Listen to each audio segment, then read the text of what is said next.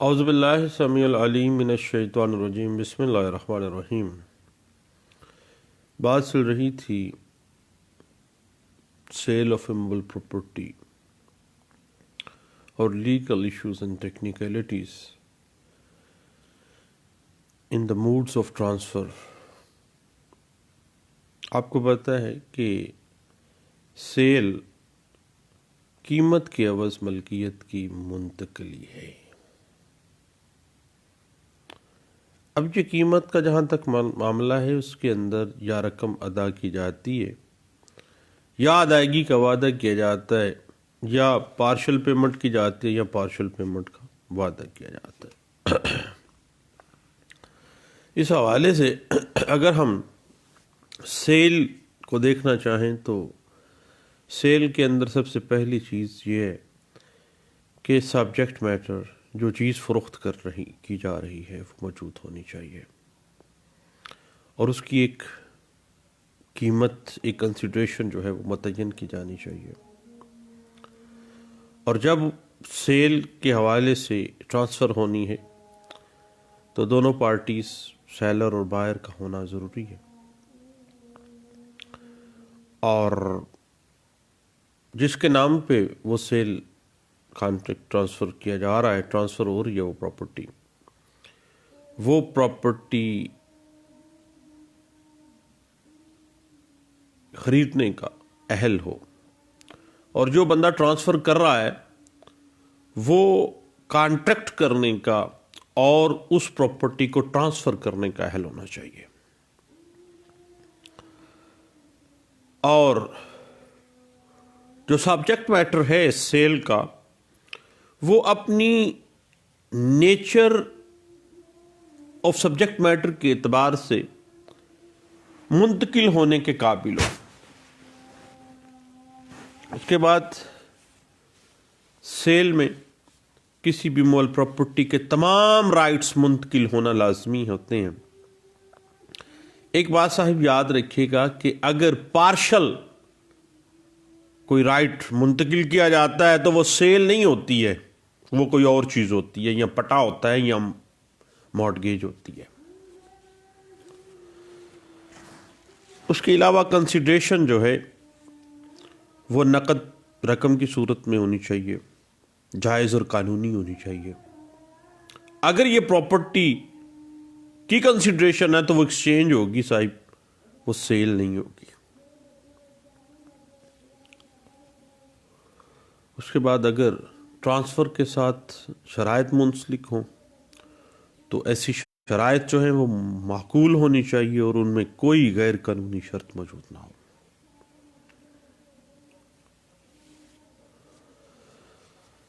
اس کے بعد cell dead کا مالیت سے زائد 100 روپی سے زائد ہے تو آپ کو پتہ ہے کہ رجسٹریشن ایکٹ کے تحت اس کی رجسٹریشن مینڈیٹری ہے، اور منتقل کی جانے والی جائیداد کا جس تاریخ کو وہ منتقل کی جا رہی ہے وہاں موجود ہونی چاہیے۔ فیوچر کے حوالے سے کبھی بھی پراپرٹی ٹرانسفر نہیں کی جا سکتی، یہ بات ذہن میں رکھیے گا۔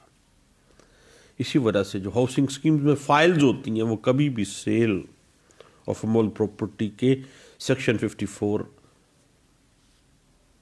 ٹرانسفر آف پراپرٹی ایکٹ 1882 کے ایمبٹ میں فال نہیں کرتی۔ وہ میں ذاتی طور پہ اس کو فراڈ کے زمرے میں ہی لاتا ہوں۔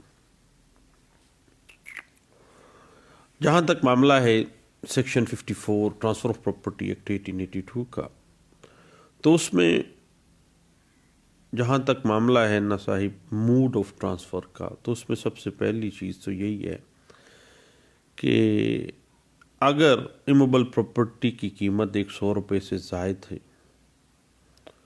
تو پھر آپ کو پتہ ہے کہ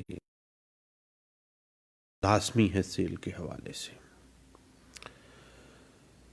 اور اگر کم ہے تو پھر جائیداد کی منتقلی ہو سکتی ہے۔ ٹرانسفر آپشنل ہے کہ چاہے تو وہ کروا لیں یا نہ بھی کروائیں تو کوئی میٹر نہیں ہے۔ یعنی جو رجسٹریشن کا معاملہ ہے اور جہاں تک سیل ڈیڈ کی رجسٹریشن ہے اور جہاں تک قبضے کی حوالگی ہے، یہ دونوں modes of transfer of movable property میں فال کر جاتے ہیں، اور رجسٹرڈ سیل ڈیڈ کے ذریعے جو طریقہ کار ہے، جو mode of transfer of movable property ہے، وہ زیادہ مؤثر مانا جاتا ہے۔ اس حوالے سے اگر ہم سیکشن 54 کو تھوڑا سا پڑھ لینا چاہیے تو یہ واضح ہو جاتا ہے کہ بیع کی صورت میں ہر حال میں سیل ڈیڈ کی رجسٹریشن کروانا ضروری ہے، خواہ مالیت 100 سے کم ہے یا زیادہ ہے۔ البتہ قبضے کی حوالگی کا جو طریقہ کار ہے، موڈ آف ٹرانسفر ہے، وہ اس صورت میں مؤثر ہے اگر بہت ہی مائنیوٹ قسم کی قیمت ہے، 100 روپے سے بھی کم ہے۔ ادروائز تمام صورتحال میں جب بھی mode of transfer of movable property کی بات آئے گی تو دستاویز سیل ڈیڈ کی رجسٹریشن کروانا لازمی ہوتا ہے۔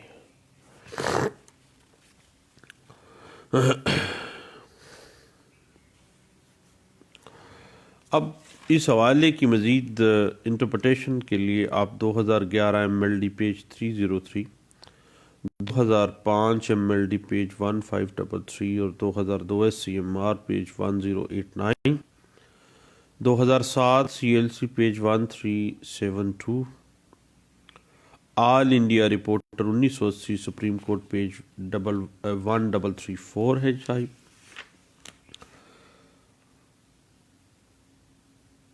اور اس کے علاوہ 2013 MLD پیج 955 ہے، 2007 CLC page 1372، PLD 2008 supreme court page 146، 2002 SCMR page 1089، 2012 SCMR page 947، 2006 SCMR page 930، اور 1999 CLC پیج 576 اور 1987 CLC پیج 2358، 2007 YLR پیج 1352 اور 2004 CLC پیج 1348 اس حوالے سے ہمیں کچھ گائیڈ لائنز دے دیتی ہے۔ اب جہاں تک معاملہ ہے قبضے کی منتقلی کا، کہ جب فروخت کرنے والا جو سیلر ہے وہ بائر کو جو بھی ٹرم اینڈ کنڈیشنز ہیں اس کے مطابق جائیداد کا قبضہ دے دیتا ہے، اور زمین کا قبضہ زمین کے اوپر، اراضی کے اوپر جا کے دیا جاتا ہے، لیکن ضروری نہیں ہے کہ تمام اراضی پر چلا ہی جائے اس کے اوپر، یعنی ایسی پوزیشن میں بھی ہو سکتے ہیں جس پر چلے۔ مثلا پچھلے دنوں ایک پراپرٹی سیل آؤٹ کی گئی اور اس کا قبضہ بھی دیا گیا، تو وہاں پہ تالاب تھا، تو وہ ہے تو موول پراپرٹی۔ گھر کا قبضہ ہے تو وہ چابیاں دے کے بھی فزیکل پوزیشن جو ہے وہ تبدیل ہو جاتا ہے۔ اب جہاں تک معاملہ ہے نا کیس لاس کا، تو اس حوالے سے 1996 SCMR پیج 354 اور 1987 کی ایک لینڈ مارک ججمنٹ ہے، PLD 1987 پشاور پیج 132 ہے، اور 1988 CLC پیج 1608 ہے، 1988 CLC پیج 1608 کے علاوہ 1988 CLC پیج 1246، 1984 SCMR پیج 94 اور 1991 CLC نوٹ 55 اور پیج 41 ہے صاحب، اور اس کے علاوہ 1989 CLC پیج 2359 ہے، اور 1989 CLC پیج 1318 ہے، PLD 1991 Karachi high court page 359 ہے۔ اور جہاں تک معاملہ ہے نا ہاؤسنگ سکیمز کا، پرائیویٹ ہاؤسنگ سکیمز آ جائیں یا سرکاری ہاؤسنگ سکیمز آ جائیں، تو جو فائل ہوتی ہے جہاں الاٹمنٹ لیٹر ہوتا ہے اس کو عام طور پہ شیئر ان دا ہاؤسنگ سوسائٹی کہا جاتا ہے، کہ یہ انہوں نے ہاؤسنگ سکیم کے اندر اتنے حصہ پراپرٹی خرید لی ہے۔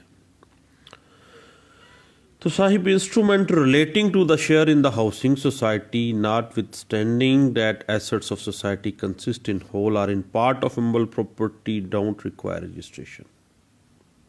Section 32 جو ہے exempts registration, کیونکہ ہاؤسنگ سکیمز کا جہاں تک معاملہ ہے وہ ایک رجسٹرڈ ہاؤسنگ سکیمز ہوتی ہیں جو کہ متعلقہ ڈیولپمنٹ اتھارٹی کے اندر رجسٹرڈ ہوتی ہیں. وہاں پہ اگر سیل کو رجسٹرڈ نہیں بھی کروایا جاتا تو ان کا جو الاٹمنٹ لیٹر ہے that will be just like آپ کی رجسٹری ہے. اس حوالے سے 1984 CLC پیج 452 دیکھیے گا صاحب.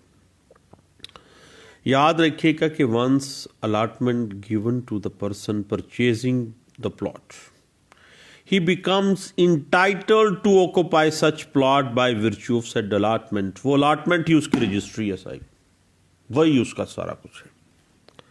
ادروائز تو پھر فراڈ ہوتا ہے. پھر ان کے لیے آپ کو پتہ ہے کہ اینٹی کرپشن کا محکمہ ہے, نیب ہے, اور متعلقہ ڈیولپمنٹ اتھارٹی کو بھی پارٹی بنا کے آپ ان کے خلاف بھی کارروائی کر سکتے ہیں. اور اس حوالے سے 1984 CLC پیج 450 دیکھیے گا. اور اس کے علاوہ سیول ریمیڈیز میں تو بے تحاشا ریمیڈیز آپ کے پاس موجود ہیں.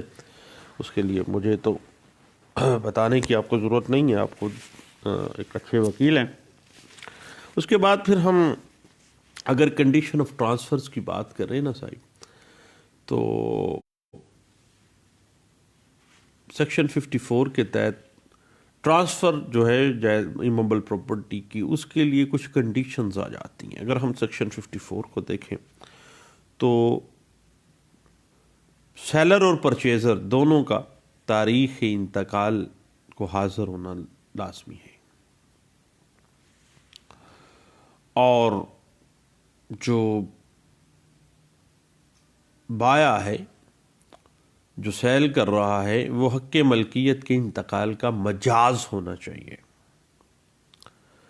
اور جو بائر ہے, خریدار ہے, وہ خریدنے کا اہل ہو, یعنی نابالغ نہ ہو, پاگل نہ ہو.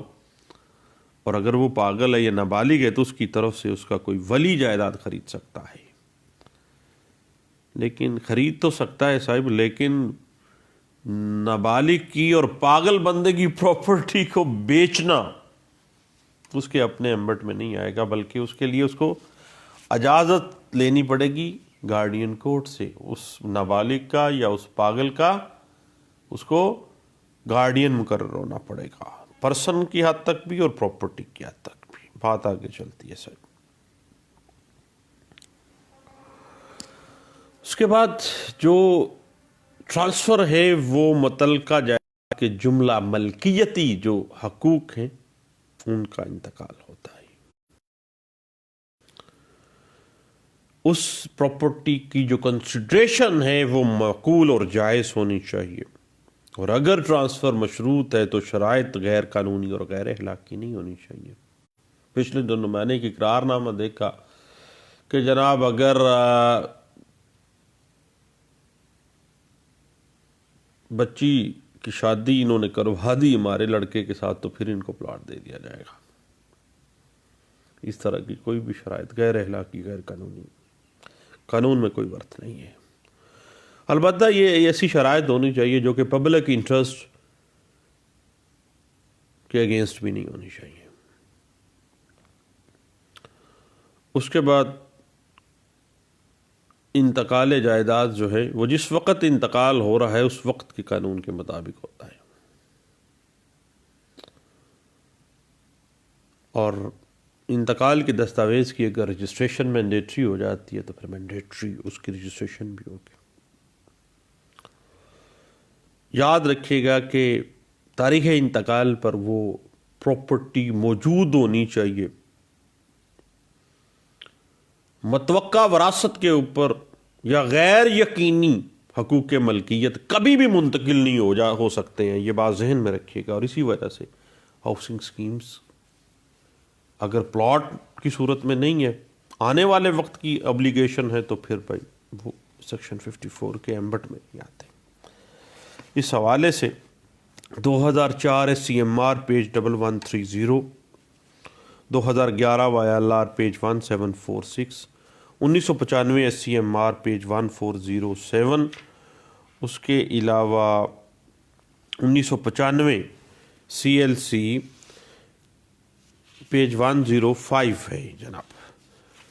और याद रखिएगा कि जहाँ तक मामला आ जाता है ना रजिस्ट्रेशन ऑफ सेल डीड का, तो सेल डीड के हवाले से सेक्शन 54 में इस बात को वाज़ेह कर दिया गया है, आपको पता है कि अगर जायदाद की मालियत 100 रुपये से ज़ायद है तो उसकी रजिस्ट्रेशन मैंडेटरी है, ताकि उस सेल डीड को मौसर बनाया जा सके और उसको उस ट्रांसफ़र को कानूनी हैसियत हासिल हो सके। और अगर 100 से कम है तो उसको रजिस्टर्ड नहीं होगा, बल्कि वो ट्रांसफ़र बज़रिया पोजेशन की डिलीवरी होती है। रजिस्टर शुदा दस्तावेज़ जो है सेल डीड जो है वो आपको पता है हमेशा गैर रजिस्टर्ड शुदा दस्तावेज़ पर फ़ौक़ियत हासिल कर जाएगी। बाज़ औक़ात हमारे पास केसेस ऐसे भी आते हैं कि जनाब ज़ुबानी बै हुई थी जी, अब अगर रजिस्टर्ड बै है तो वो प्रिवेल कर जाएगी, सुपरसीड कर जाएगी तमाम को। उसके बाद इस हवाले से मैं दोस्तों आपको 2007 MLD page 673, PLD 2007 Lahore high court page 490, 2009 MLD page 1314, 2013 MLD page 955 और 2009 CLC पेज 1022 और 2010 MLD page 421, 2010 MLD page 486, 2010 MLD page 486, PLD 2004 supreme court page 271, PLD 2001 supreme court page 116, PLD page 23 है और PLD 1986 Lahore high court page 414 है और PLD 2003 supreme court page 676, 2011 CLC page 1412 है और 1990 CLC page 765 जो है वो इस हवाले से हमें गाइडलाइंस जो हैं वो सेक्शन 54 की इस एस्पेक्ट को वाज़ेह कर देती हैं। उसके बाद फिर मामला आ जाता है सेल डीड का, कि सेल डीड की जो रजिस्ट्रेशन है वो किस तरह से होगी और शराइत और लवाज़मात जो हैं वो किस तरह से होंगे, कॉन्ट्रैक्ट ऑफ सेल की एग्जीक्यूशन किस तरह से की जाएगी और लीगल पॉइंट ऑफ व्यू इस हवाले से क्या है और प्रोहिबिटेड कंडीशंस क्या हैं और क्रिएशन ऑफ राइट्स किस तरह से क्रिएट हो जाते हैं, इन जो सेल डीड की नेचर लीगल नेचर क्या है और किस तरह से ये राइट्स को क्रिएट कर देता है। ये एक अलहदा से एक लंबा टॉपिक है, क्यों ना हम इस पे दोबारा मिल बैठते हैं और इंशाल्लाह इस पे गपशप लगाते हैं। दोबारा मिलते हैं, दुआ में याद रखिएगा। थैंक यू, अल्लाह हाफिज़।